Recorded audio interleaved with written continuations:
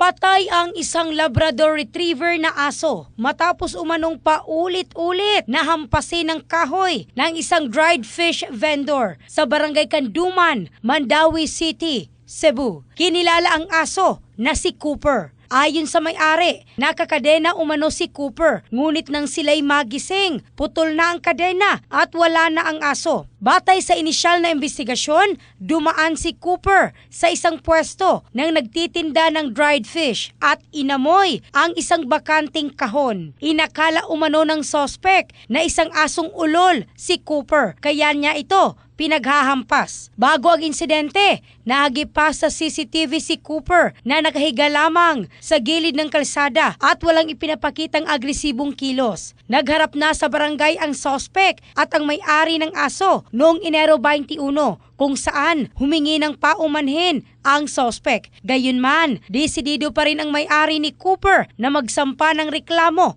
kaugnay ng insidente. In the heart of changing lives. Ako, si Michelle Craste ng Brigada News Philippines, the Music and News Authority.